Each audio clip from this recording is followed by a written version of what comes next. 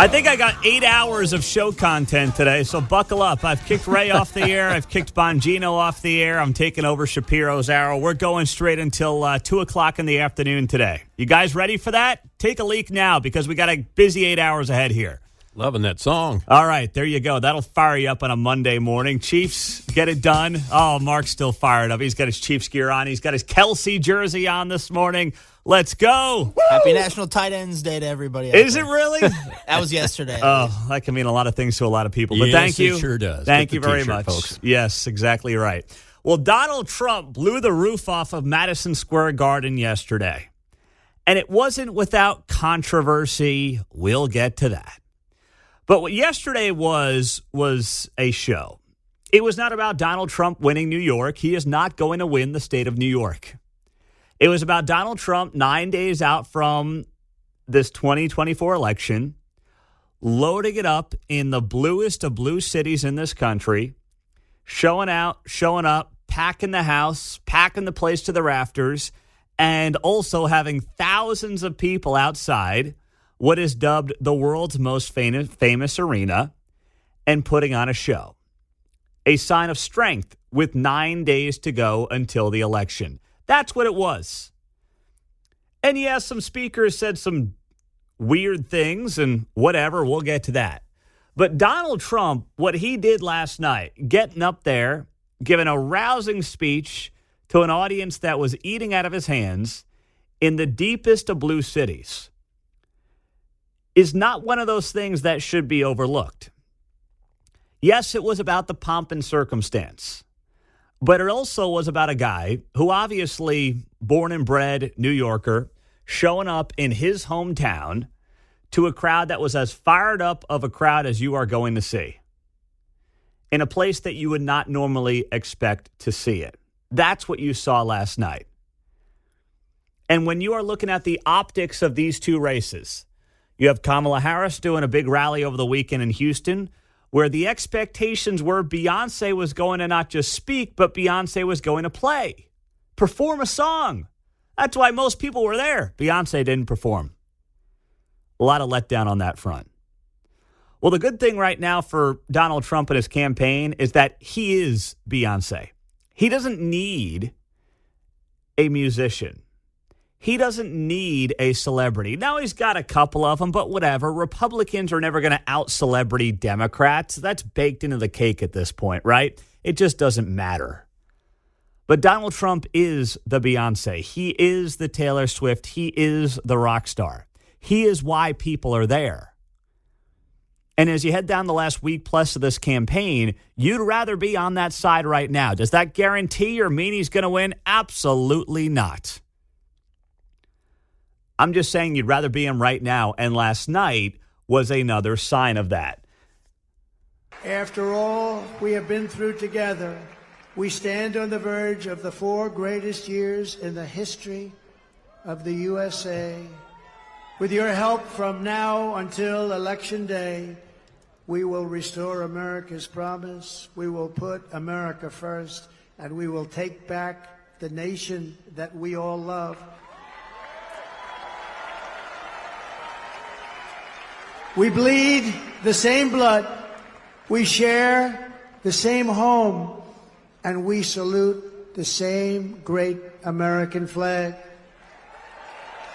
We are one people, one family, and one glorious nation under God.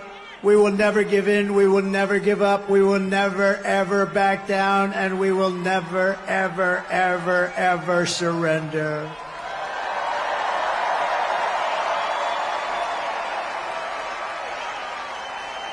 Together we will fight, and we will win, win, win. We're going to win, win, win. Win, win, win, bigly. Win bigly, Donald Trump says last night at Madison Square Garden. Well, he should be feeling that way. Nobody should be acting like this thing is a slam dunk on either side.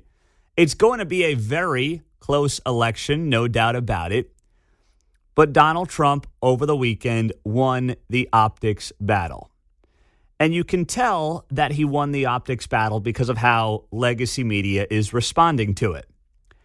One of the guys who spoke yesterday was named Sid Rosenberg. Sid, I know a little bit. He is a radio host at WABC in New York. He spent years before that at WFAN. Now he's the morning guy doing news and politics at WABC. And he got up there last night and he called the event a Nazi rally. And that was a headline that people ran. Sid Rosenberg is Jewish. Sid Rosenberg was in Israel 2 years ago. I know you're shocked to learn a guy named Sid Rosenberg is a Jew, by the way. Talk about a bombshell. Knock me over with a feather. I know, exactly. But he is a Jew. He has been as staunch a supporter of Israel as anybody in that media market. And Newsweek writes a story here saying radio host Sid Rosenberg called the event a Nazi rally.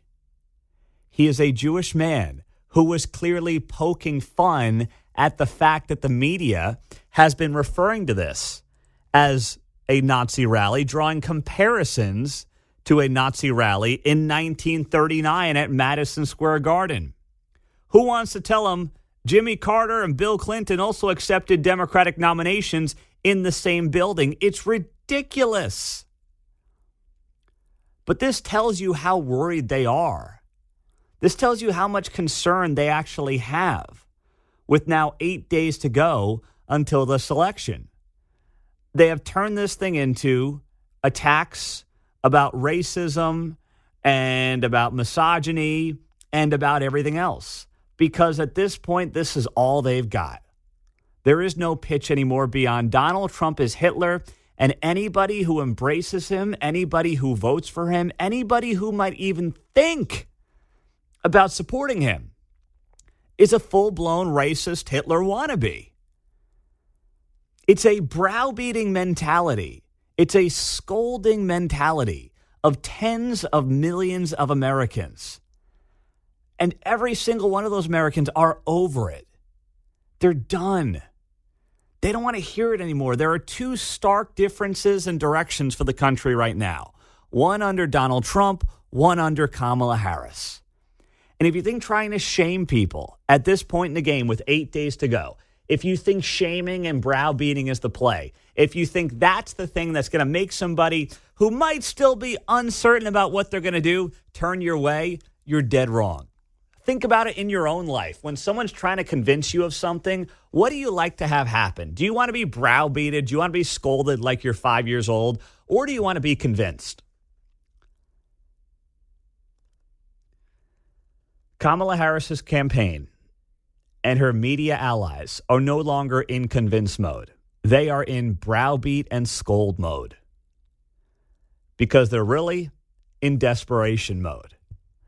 And it was on even more display last night when they took the words of a comedian that I admit I had never heard of and made it the biggest story, or tried to make it the biggest story of the weekend.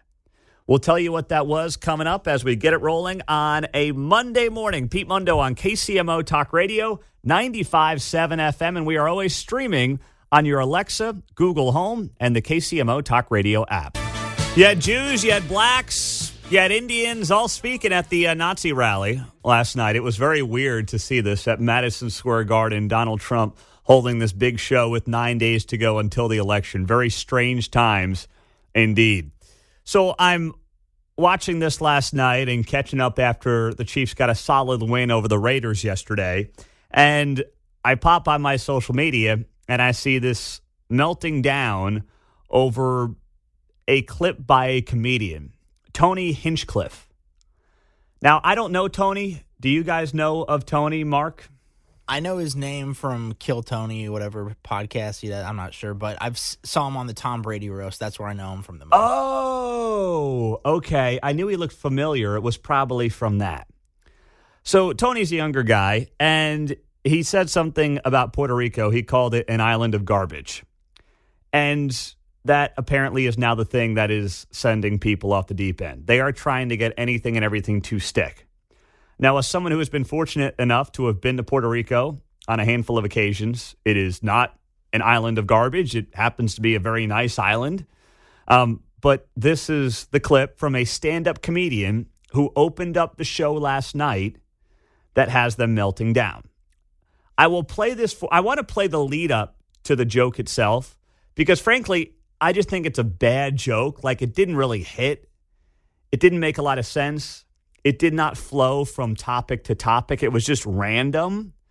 So take a listen to this, and then we'll go from there. Tony Hinchcliffe last night, which has MSNBC, CNN, and so many others melting down. If you Google this guy's name, you will see all the bad things that they have to say about him. My mom's a boomer in the state of Ohio, and there's no convincing her of anything. She's eating the cats. She's eating the dogs. They're eating the pets up there.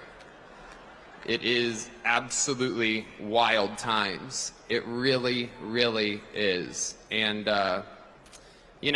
there's a lot going on. Like, I don't know if you guys know this, but there's literally a floating island of garbage in the middle of the ocean right now. Yeah. I think it's called Puerto Rico. Okay. All right. Okay. We're getting there. Again, normally I don't follow the national anthem, everybody. This isn't exactly a perfect comedy setup. Okay, so even the audience didn't really care for it because he made fun of himself on the back end. Like, well, this is a tough spot for me here. Yeah. It was just goofy. We've had funnier staff meetings.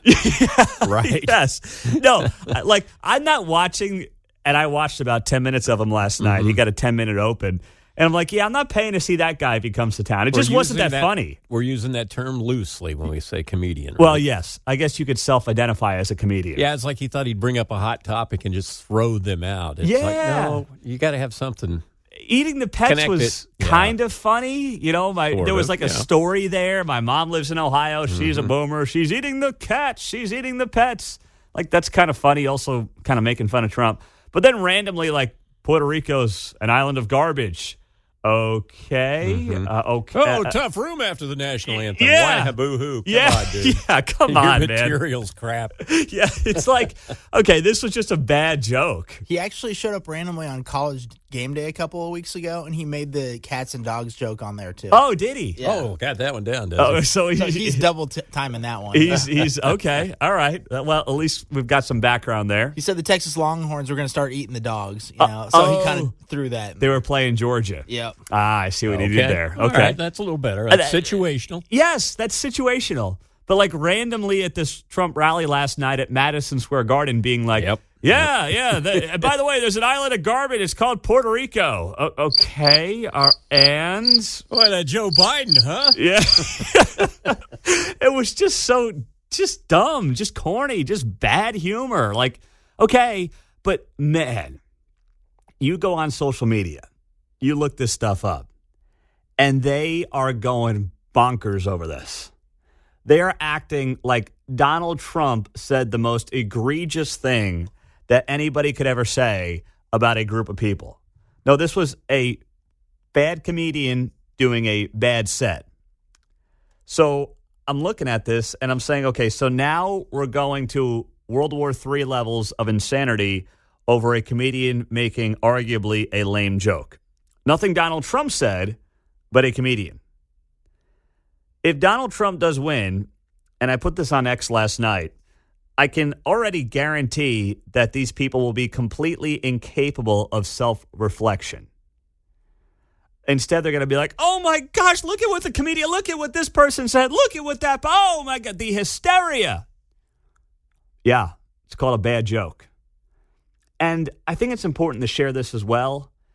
2 nights prior, George Lopez, you know him.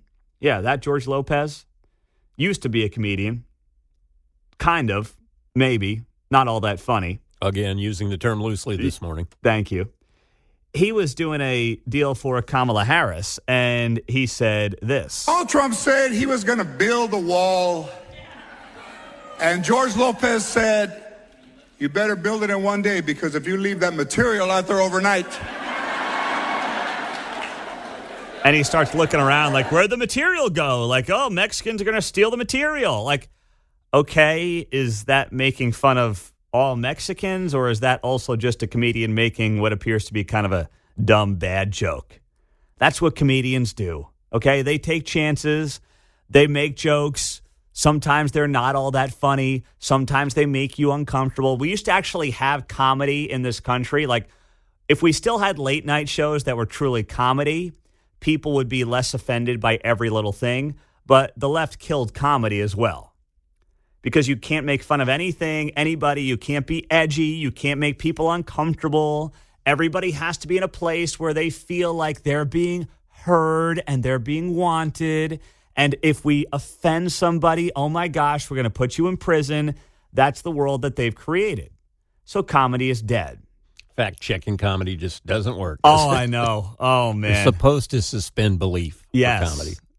And we used to have that, and now it's gone. I mean, Colbert and those guys, they don't do it anymore. Are you kidding me? I mean, that's the anti-comedy. But that's how you end up in a situation like this where a guy does a stand-up set last night, in this case, Tony Hinchcliffe for Donald Trump, and it wasn't that good. But that's the reason that you're trying to convince people they should not vote for Donald Trump. So put aside all your beliefs, put aside what you want to see for the country over the next 4 years, put aside the fact that maybe you completely disagree with Kamala Harris's vision for America. You must vote for her because a comedian made a bad joke at a stand-up set 2 hours before Donald Trump hit the stage. Do I have that right? I just want to make sure I understand what they're projecting properly onto me and onto millions of others in America. And that appears to be it. So have fun with this closing argument. Trump is Hitler. Comedians who make bad jokes means you should vote for our candidate, and see how that works for you over the next 8 days. If that doesn't reek of desperation at this point, I don't know what does. I guess I'll do my Biden whisper here. I don't know what does, man. 913-408-7957. It's 627 on a Monday morning at KCMO Talk Radio, 95.7 FM. We're streaming on the KCMO Talk Radio app, and you saw the game completely change over the weekend as well. I'll explain what that means, and we'll get to you on 95.7 FM KCMO. It was a fascinating media weekend, and you are seeing the traditional media playbook be thrown out the window during this election cycle. We are living through a massive shift in terms of how we consume media and what we expect from our media as well. And it was on display this weekend as Donald Trump sat down with Joe Rogan for a 3-hour interview. Unbelievable marathon. I've listened to a bunch of it. I haven't gotten through the whole thing. I mean, 3 hours is 3 hours, okay? Three little kids, 3 hours to sit around and watch a podcast is really not something I have a lot of time for, but I have consumed as much of it as I could over the weekend. And also what you saw, though, that was really the icing on the cake for what has been a media landscape that continues to shift. And it's continuing to shift away from some of your traditional legacy media outlets. Now, you might want to automatically just include us in that, but in many respects, shows like these have always been alternative media sources. Yes, we're sitting here on the radio on 95.7 FM on a Monday morning, but a lot of people will consume this show in different methods, whether it's social media, podcasting, whatever it might be. They will find other ways to get this show. But the notion that you're going to sit there and you're going to rely on the words of some pretty-faced, pretty boy anchor on ABC, NBC, CBS is just no longer the case. That's not the name of the game. It's not about going on 60 Minutes, which the media tried to browbeat Donald Trump over. It's not about that anymore. The game has changed. Joe Rogan's interview with Trump, last I checked, had something like 30 million views on it on YouTube. That doesn't even include the podcast through Spotify, where he's got tens of millions of subscribers. Right? So the game has changed. Having to sit down with George Snuffleupagus for a 10-minute interview and get told how you're horrible because you're a Republican, why do that to yourself? People claim it's Trump or Republicans dodging media. Why do that to yourself? Everybody knows the game.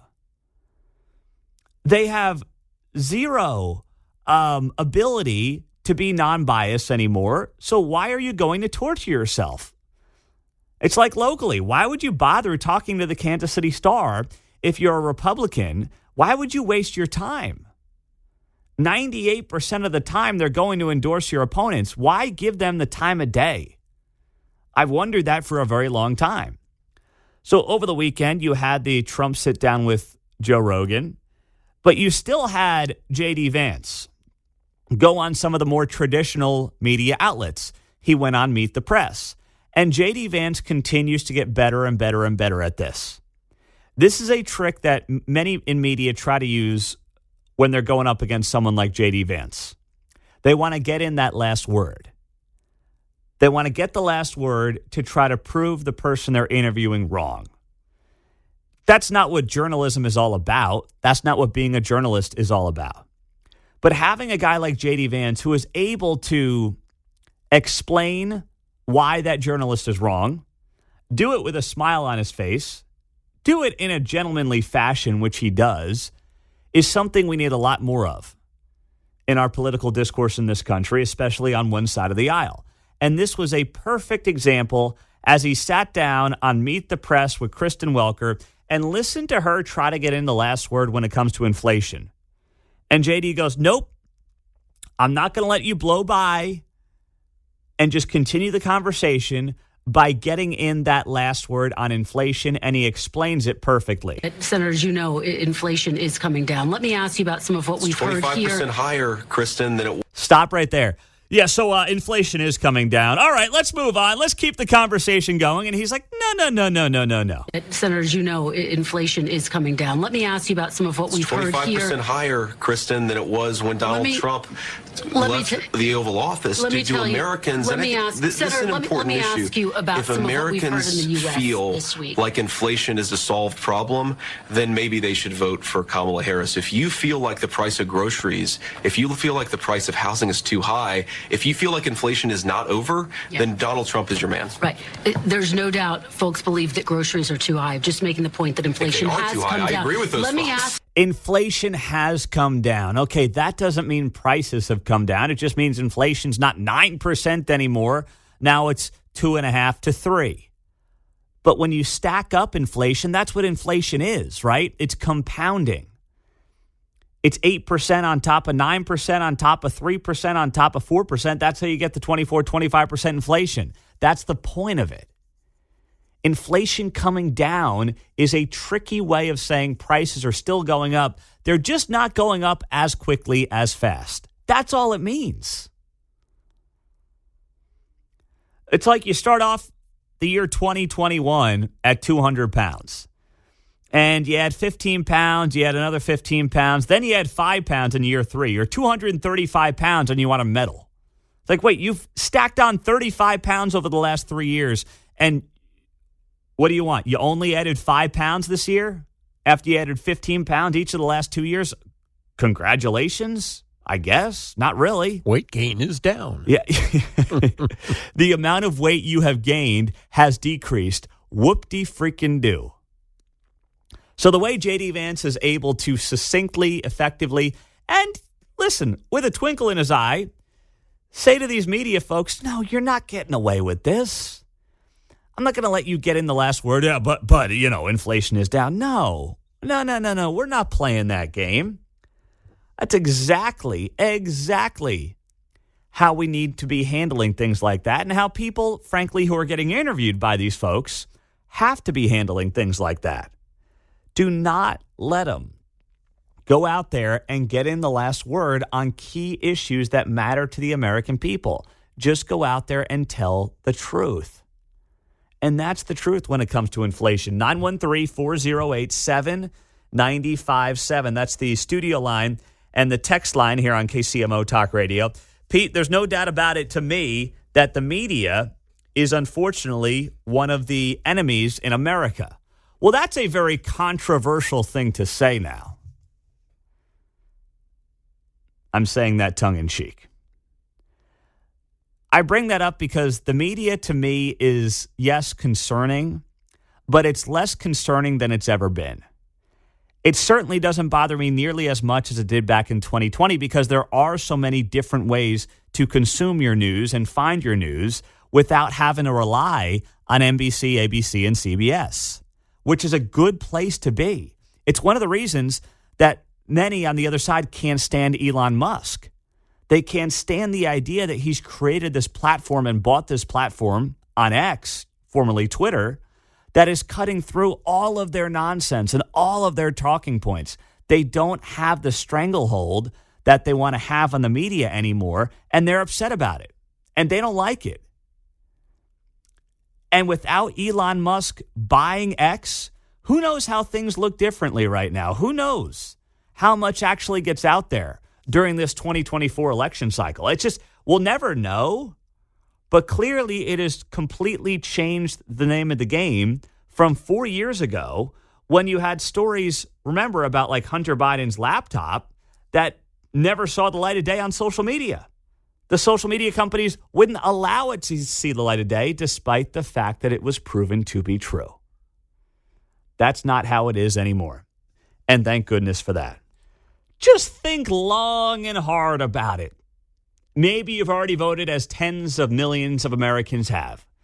But as we head down the home stretch, it was an interesting weekend from a sports perspective because you saw some moments where people got political over the weekend. Some were expected, some were not. You might have been asleep last night when Sunday Night Football wrapped up. 49ers beat the Cowboys, and Nick Bosa showed up in the post-game interview when his quarterback, Brock Purdy, was getting interviewed on the field after the game by NBC. And Nick Bosa kind of bombs him behind the camera. What do we call that? Photo bombs him, I guess, behind the camera as he's being interviewed on the field. And he points to a white hat that says, "Make America Great Again" on it. Were you up for this last night, Mark, or did you go to sleep? I was asleep by that. Okay. I didn't know if you had some wacky parlay on that game, too. Nah, well, I hit it earlier in the game. Oh, okay. So I could go to sleep at that point. So you could after sleep. CD got the touchdown. You slept like a baby then. Yeah. All right. Well, Nick Bosa shows up, and star defensive end for the 49ers, and he has this MAGA hat on, shows up behind Brock Purdy and just points to it and then runs off camera. After the game, he was asked about it at the podium, and he said this. Do you have the audio? 720, please. Thank you. It wasn't a earth-shattering clip. He didn't scream anything about Donald Trump or anything like that, but he did have a brief comment after the game about the MAGA hat that he donned on NBC, which probably sent NBC into a total tizzy. Here we go. It appeared to be a political statement. I'm not going to talk too much about it, but I think it's an important time. Okay, that's what you got from Nick Bosa. All right, think it's an important time. And that's more than appropriate. We don't really need anything more than that from Nick Bosa. Then also, you may have seen this over the weekend, Texas Tech was playing TCU.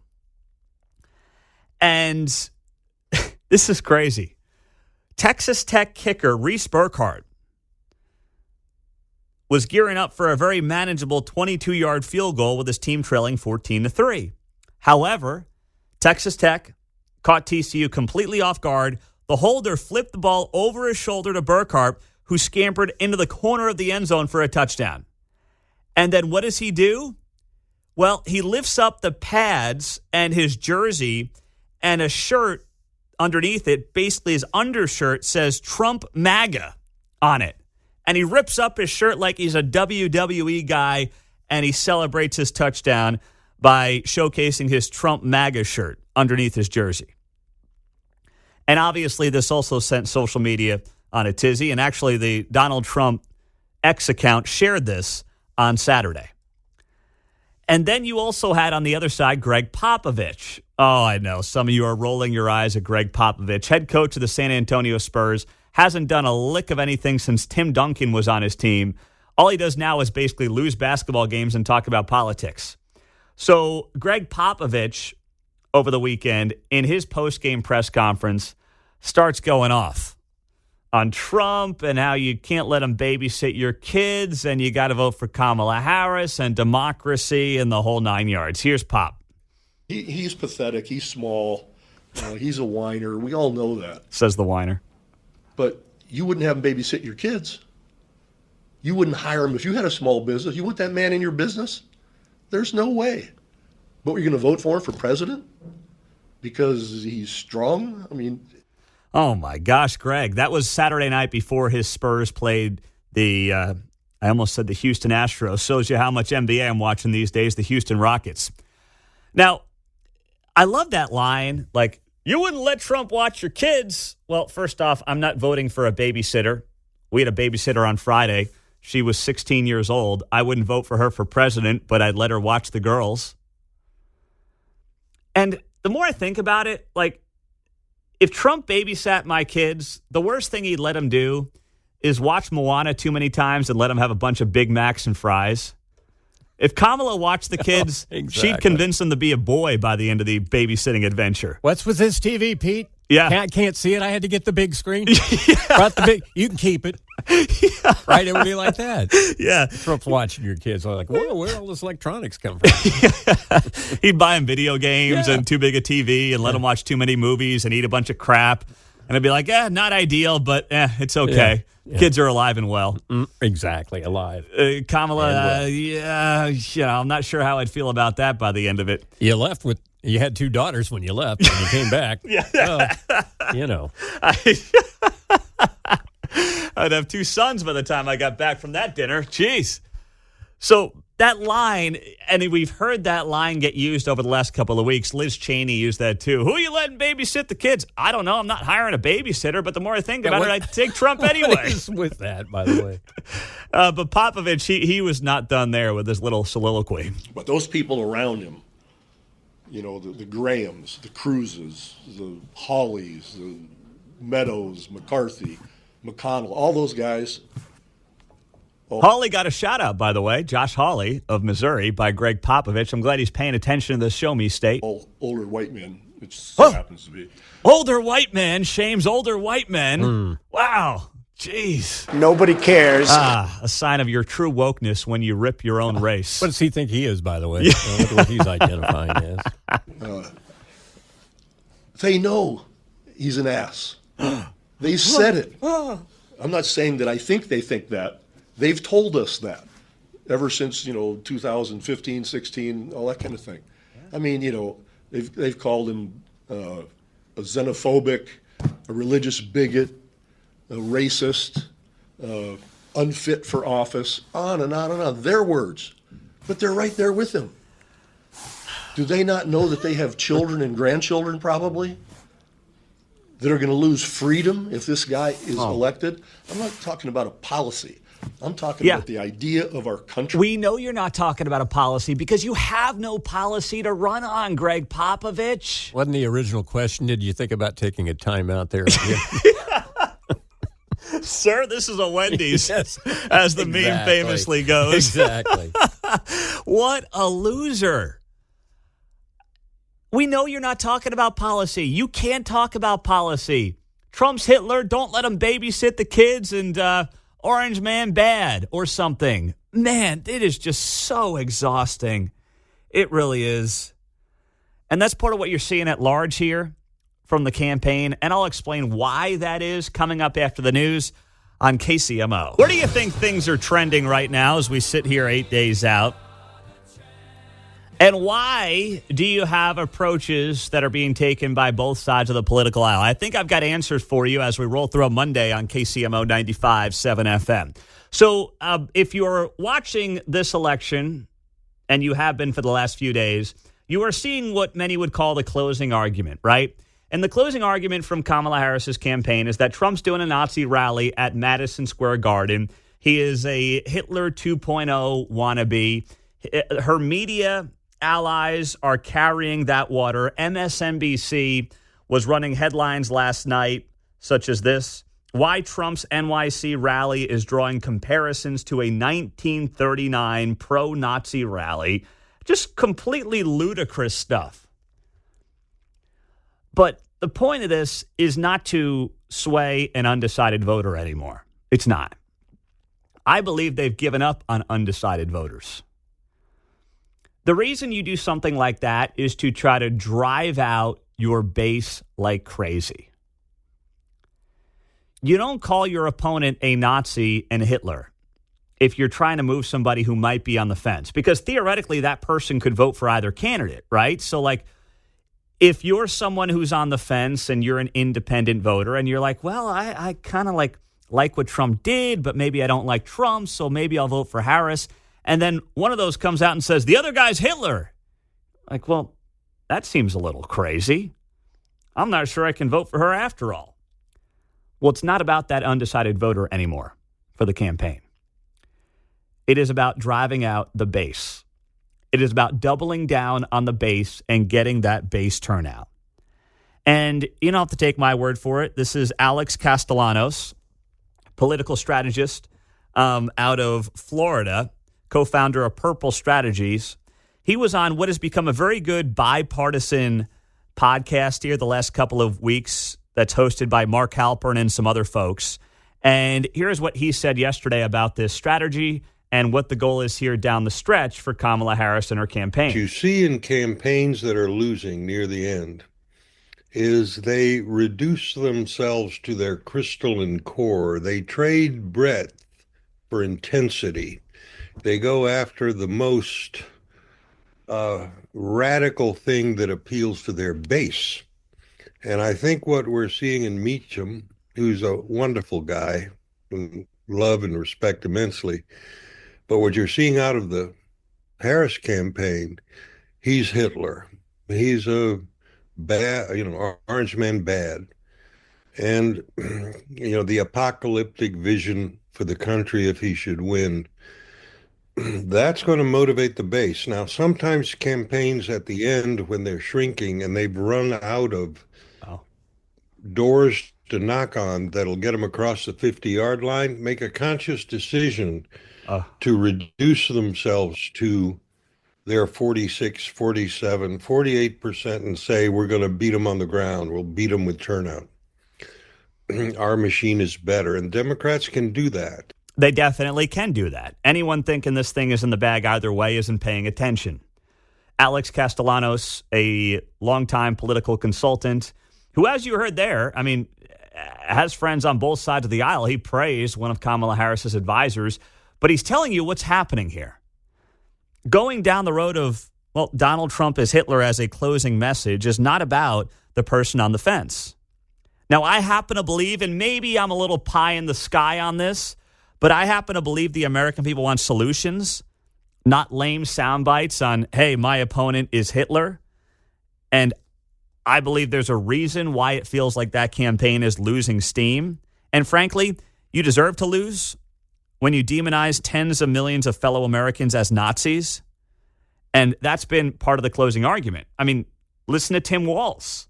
Yesterday in Nevada, where Mayor Quinton Lucas was also, he was there. I think he was at the game last night. And he also ended up doing a little campaign event with Tim Walz. But Tim Walz said this yesterday. Donald Trump has descended into madness over the last few weeks.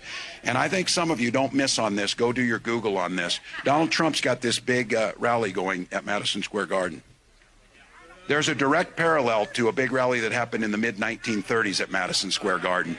And don't think that he doesn't know for 1 second exactly what they're doing there. Go do your Google on this. Okay, Boomer.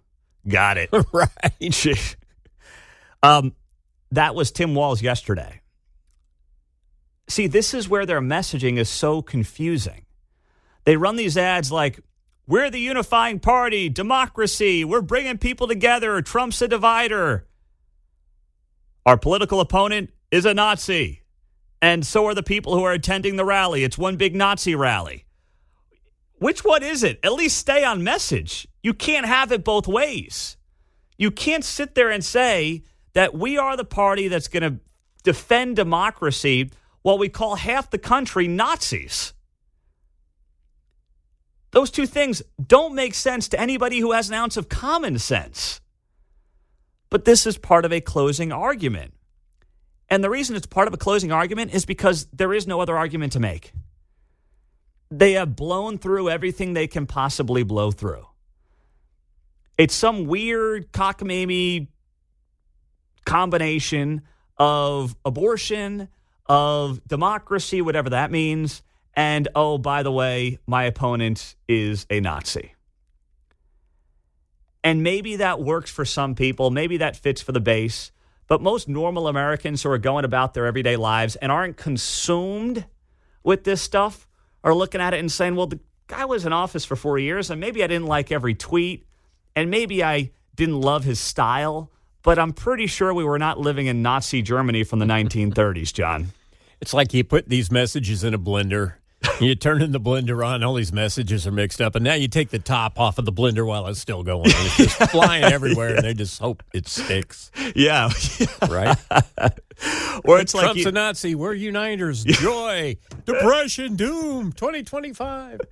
Or like when you go to a Royals game and they do the ball into the hat thing, and then they kind of swing the hats in circles, and there's 3 hats, and the ball comes out of one of the hats.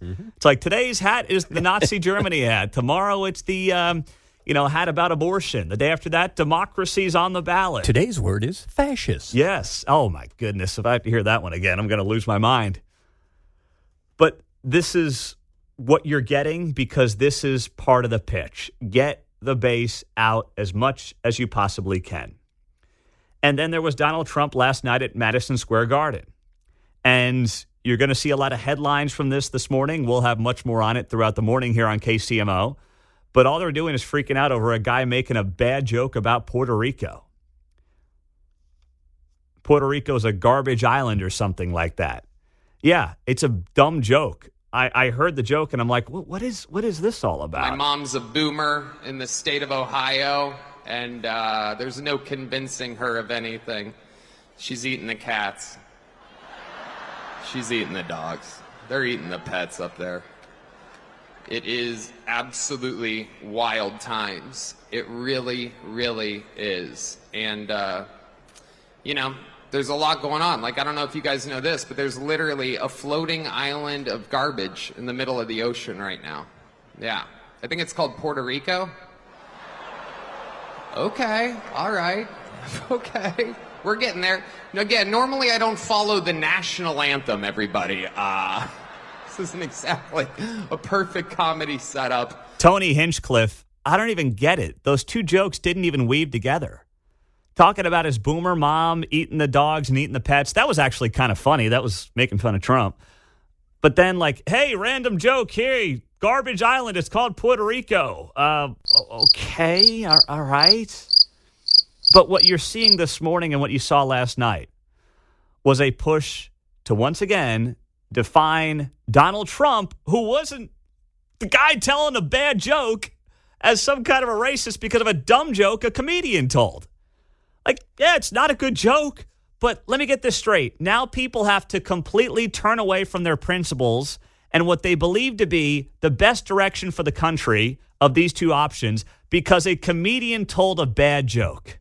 Is that what you're trying to sell me on now? Don't follow your heart. Don't follow what you believe to be right for the country for the next 4 years. Don't vote for the person who will do things differently from the last 4 years on the economy, on the border, on foreign policy, because a comedian told a dumb joke at a rally. That's now the pitch over the last 12 hours if you look at some of the news sites. Got it. Let's see how well that works out. We were talking about the absurdity of the closing arguments over the weekend. Donald Trump does this big rally in New York City at Madison Square Garden, and you have headlines from MSNBC and social media. You see it all over the place saying that Trump was holding a Nazi-style rally in New York City yesterday afternoon. This was the headline last night. I screenshotted it, and I put it up on my Facebook page. Why Trump's NYC rally is drawing comparisons to a 1939 pro-Nazi rally. I mean, it's just completely ludicrous. But it's who they've become, right? It's the boy who cried wolf. No one believes you anymore. No one's listening anymore. And even those in your own political party aren't listening. Take a listen to Eric Adams. He is the mayor of New York City. He is a Democrat. And he said this over the weekend. My answer is no. I know what Hitler has done, and I know what a fascist regime looks like. I think, as I've called over and over again, that the level of conversation, I think we could all dial down the temperature. And I've heard people say that the former president should not be able to have a rally in Madison Square Garden. I strongly disagree. This is America. This is New York. Thank you, Eric Adams. Thank you to somebody with common sense. Just saying, these attacks are insane. They're so out of touch. And let's not forget, regardless of what you think of Donald Trump, the guy has gone through 2 assassination attempts here in the last 4 months. And you would think that there would be some self-reflection on the temperature being raised too highly in the room. And yeah, sure, Trump does that too. Yes, he's not exactly one that's known to have the temperature turned down. Like, I get it. But Donald Trump isn't the one out there right now calling his opponents Hitler. Now, he's saying they're low IQ. Like, I've heard him call Kamala Harris stupid. And, maybe that's not the nicest thing in the world to say about somebody. But stupid is a lot nicer than you're literally Hitler, John. Well, and I think Trump is playing in an arena where he's responding to the critique. Well, he's reading the room. To your point, this is Obama's legacy. Yeah, absolutely it is. And Obama got the ball rolling. Trump certainly, you can say, didn't help it with the temperature. But the media's turned it up to an 11 out of 10. And they're doing it, in part, I believe, at the direction of this Harris campaign that is floundering right now. Well, and while he doesn't speak for all of us, he represents a viewpoint and an attitude. We're tired of the crap. I know. And that's what people keep missing. Donald doesn't mince words when he's tired of the crap. What they don't realize is that Donald Trump, the people who vote for Donald Trump are not voting for everything Donald Trump's ever said, right? They're not sitting out there like, oh, man, Trump, he's lived his life in such an admirable way. He's done everything you're missing the point. You're missing the point of why people end up voting for this guy and why they support him and why they like him. They don't act like Donald Trump. They just want to hire him to do a dirty job with dirty people. They view the political system as completely broken. They view it as filled with people that they don't want to associate with. But guess what? If you're going to beat those individuals, if you're going to find some political wins against those individuals, you kind of need a dirty person to do the job. So voting for Donald Trump is not about endorsing everything Donald Trump has ever said in his life. It's not about endorsing Donald Trump and everything he's ever done in his life. It's voting and electing and wanting Donald Trump to do a job that many Americans feel desperately needs to be done. And that is completely overhaul Washington, D.C., figuratively burn the thing to the ground, so to speak. Figuratively, let me add that for a second time for those of you not listening closely, and create massive change in an expanding federal bureaucracy that is not working for the everyday American. While they get asked to do more, they get asked to give more. And then they get told, if you don't want to give more, you're part of the problem. And your government will also potentially come after you over it. People are done with that. And they see Trump as a vessel to help create that change and nothing more. It's not about, as Liz Cheney says, oh, you wouldn't hire the guy to be the babysitter. Well, I'm not looking for him to be the babysitter. And by the way, if I was, the worst thing Trump would do is give my kids too many French fries from McDonald's and let them watch too many Blueies. I've had worse babysitters. But that's not what America is being asked to do in 8 days.